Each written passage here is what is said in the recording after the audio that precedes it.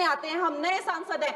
इन्होंने संसद अगर पिछले 2-3 दिन को छोड़ा जाए तो साल पर शायद ही थोड़ा चलने दिया है। एसआईआर कर करके इन्होंने यहाँ पे तमाशे किए, लेकिन अब जब इनको बोलने की बारी आई एसआईआर पे, तो अध्यक्ष महोदय जी, हम देख रहे हैं कि कल leader of opposition Rahul Gandhi ji ने, मुझे लगा क्या खुलासा होगा, हम भी बड़े उत्सुक थे, सारी साल हमने एक ही शब्द सुना है, अब ये क्या ग्रैंड रेवलेशन होगी। लेकिन राहुल गांधी जी जो लीडर ऑफ ऑपोजिशन है, उन्होंने कल जब कहा खादी है, खादी में धागे हैं, धागे में लोग हैं, लोगों के अंदर, उनको जब कहा गया कि आप पॉइंट की बात कीजिए, तो उन्होंने कहा कि मैं अपना फ्रेम कर रहा हूं, मैं अपना आर्ग्यूमेंट फ्रेम कर रहा हूं। और इतनी देर बाद जब वो फ्रेम करके पहुंचे तो ले देकर वो वापस उसी अंतर्राष्ट्रीय मूल की महिला, अध्यक्ष जी, मैं एक महिला होने के नाते आपसे रिक्वेस्ट करना चाहती हूं कि every woman is entitled to her dignity. वो अंतर्राष्ट्रीय मूल की है, विदेशी महिला है, लेकिन उन्होंने कितनी बार आकर उन्होंने सोशल मीडिया पे कहा है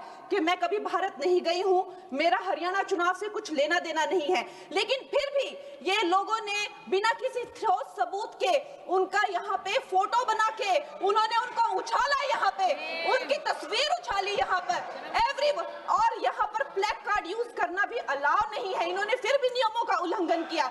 मैं चाहती हूँ सबसे पहले तो मैं इस सदन की तरफ से उन महिला से बहुत ही माफी मांगती हूँ कि इस सदन में बिना कि उनके आजकल जो पर्सनैलिटी राइट्स का भी एक बहुत बड़ा क्राइम होता है, उसके उपरांत उनका फोटो यहाँ यूज किया गया, मुझे बहुत खेद है। भारतीय संसद भवन की तरफ से हम उनसे माफी मांगते हैं। और ये देखिए, महिलाओं का हमेशा ये अपमान करते हैं, लेकिन हमारे प्रधानमंत्री चाहे बेटी बचाओ बेटी पढ़ाओ हो, महिलाओं को शौचालय देने से लेकर, महिलाओं को गैस देने से लेकर, महिलाओं को जो है वो छात्रवृत्ति, न जाने कितनी ऐसी योजनाएं हैं। कांग्रेस वालों, शायद तुम लोग ये समझ नहीं पा रहे हो, ईवीएम्स हैक नहीं करते हैं प्रधानमंत्री लोगों के दिलों को हैक करते हैं। और ये लोग दुहाई देते हैं कि वो जो पुराने जमाने के दकियानूसी, वो जो चिट कागज पे लिखकर जो मतदान होता था वो सबसे अच्छा था। ये लोग भूल गए वो दिन, आप लोग भूल गए वो दिन। इंदिरा गांधी वर्सेस राजनारायण का केस, उसको जो है इतिहास में The case that shook the nation के नाम से जाना जाता है। उस पर मैंने एक फिल्म भी बनाई हुई है। वोट चोरी और वोटों की धांधली के लिए एक प्रधानमंत्री पे एक साधारण से नेता ने केस किया था और उस धांधली में वो पकड़ी गई थी। हर उनका जो आरोप है उसमें सच सिद्ध किया गया था और रातों रात उनको कुर्सी छोड़ने के लिए कहा गया था और रातों रात जो है उनको ये आदेश दिया गया था कि आगे इतने सालों तक आप कभी जो है वो चुनाव लड़ नहीं सकते। ये धांधलियां इन्होंने करी हुई हैं और ये जो है उस टाइम के बैलेट बॉक्सों को उठाकर ले जाते थे ये लोग और आज कहते हैं कि इनको ईवीएम्स जो है वो हैक हो जाते हैं। अध्यक्ष महोदय जी, मैं इनको याद दिलाना चाहती हूँ, प्रियंका गांधी जी कहती हैं कि छोड़ो पुरानी बातें, हम पुरानी बातें नहीं करेंगे, हम पुराने लोगों के बारे में नहीं बोलेंगे। तो मैं ये जानना चाहती हूँ कि आपकी जो माता जी हैं वो तो आपकी अध्यक्ष है और इस वक्त की वो अध्यक्ष है, उनकी जो है आप देखिए, जब उनकी नागरिकता नहीं थी, जब उनके पास 1983 में नागरिकता आई, उसके कितने साल पहले से वो वोट देती आ रही हैं। तो ये जो इनका जो परिवार है, एंटाइटलमेंट से जो ग्रस्त ये इनका परिवार है, ये प्रियंका गांधी जी को भी याद रखना चाहिए। चाहे आपका भूतकाल हो, चाहे आपका वर्तमान हो, आप सब लोग, चाहे ईवीएम हो या चाहे कागज पे लिखा हो, जब आप लोगों के चरित्र में जो है किसी तरह की मर्यादा नहीं है, आप लोगों ने कभी भी इस देश का, यहाँ की कानून व्यवस्था का, संविधान का कभी आप लोगों ने सम्मान नहीं किया हुआ है।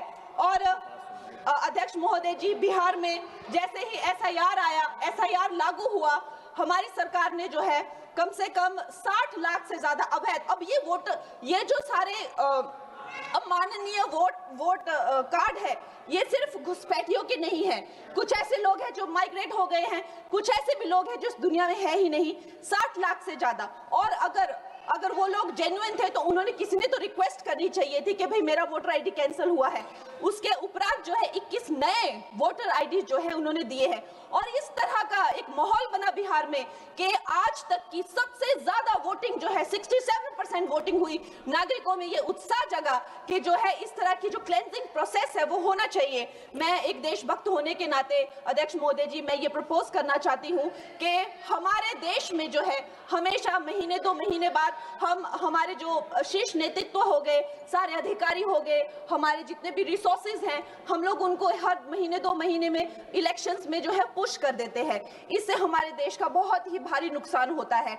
और मैं ये चाहूंगी कि 1 नेशन 1 इलेक्शन जो नरेंद्र मोदी प्रधानमंत्री जी जो कहते हैं कि एक वोटिंग जो है डेमोक्रेसी के उत्सव के रूप में, जैसे कि दिवाली होती है, होली होती है, उस रूप में मनाया जाए। क्योंकि ये सिर्फ सरकार का ही नुकसान नहीं है, 10,000 करोड़ से ज्यादा का जो नुकसान होता है सिर्फ वही नहीं है, लेकिन मुझे लगता है कि धीरे धीरे हमारे जो नागरिक भी है उनमें जो वोटिंग फटीक है, बार बार उन्हें जागरूक करना, बार बार कई जगहों से जहां वो काम करते हैं वहां से उनको ट्रैवल करके अपने नेटिव प्लेसेस पे आना और बार बार मार्केटिंग करके, it is exhausting for the whole ecosystem.